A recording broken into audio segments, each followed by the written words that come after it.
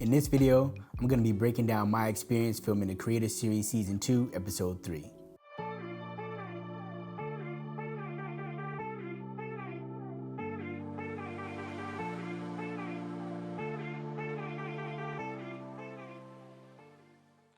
Hey, what's going on, guys? It's Andre Brown and welcome back to the channel.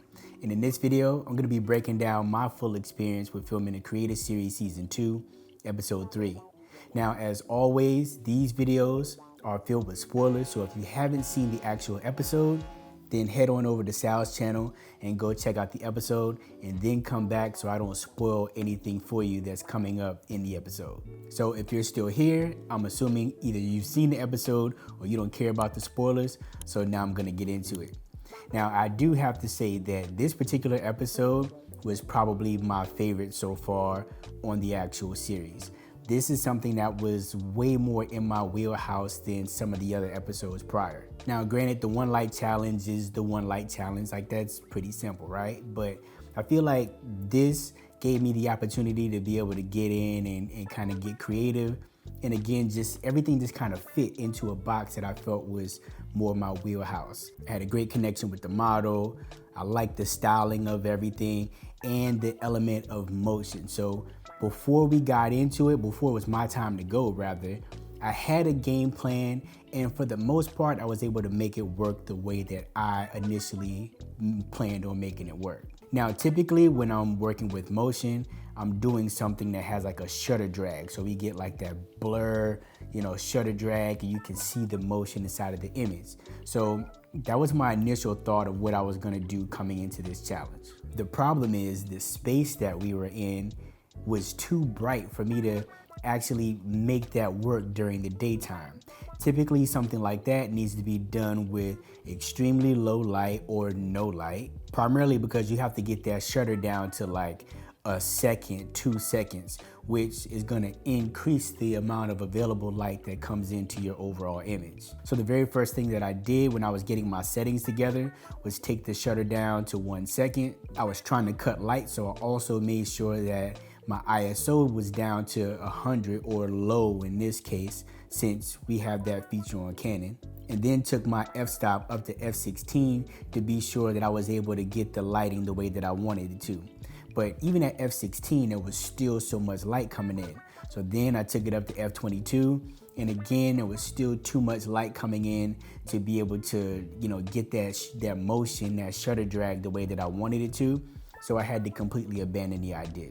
Now, although I wasn't able to get the shutter drag the way that I looked, the pose and the motion rather that I wanted to create, I did keep that the same. I just knew that on the tassels, the way that her arms would sway in the actual movement, there wouldn't be any blur, but I knew I would be able to catch them with flash. Now, I'm not sure if they're gonna show it in the episode, but our poor model, I had to have her do this motion over and over and over again to be sure that I captured the perfect expression, the perfect pose with her face being to the camera, the body the way that I needed it to be. And if you look at the final image, you'll see that I had her doing this motion where she's holding the hat and she's throwing her hair and everything back. My thought process behind that was actually Michael Jackson. So if you've seen some of the old Michael Jackson stuff where he's doing the stuff with his hat, like that's where the inspiration came in. And I wanted to be able to create that motion with the actual tassels. And again, I am not the photographer that, I don't think that I'm a strong editor. So the ability to be able to create that motion with the actual tassels in post wasn't something that I felt like I could do in the 30 minutes that we had allotted. Now, if you've seen the actual episode, then you know that Laura completely killed the game with the image that she did. And I haven't watched the episode yet, obviously, because I'm recording this ahead of time. So I'm not sure how she was able to get all of the pieces together to create the composite that she did, but it turned out to be fantastic. As soon as I saw the image while we were in the room waiting for the judges to deliberate, I knew off top that that was the best image of the day, and I 100% completely agree.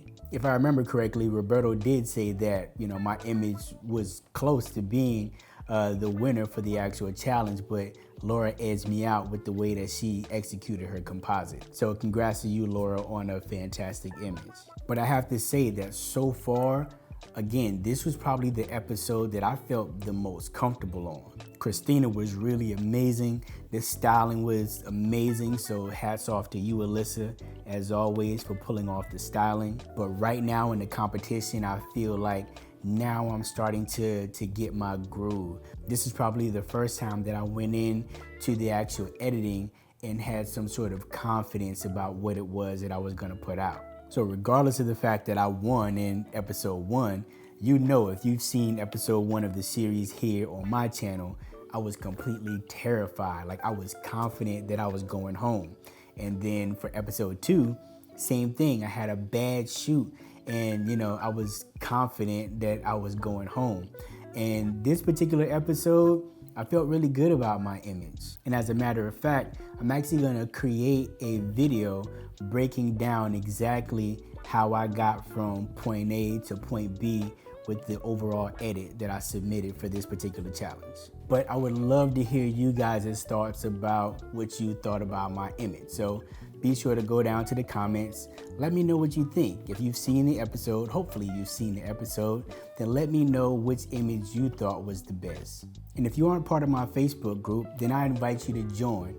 We have monthly photo competitions inside of there, and we have a lot of great prizes from a lot of different sponsors. So I encourage you to come and join and participate. And as always, if you like this video, then like the video, subscribe to the channel, and come back and check me out in the next video.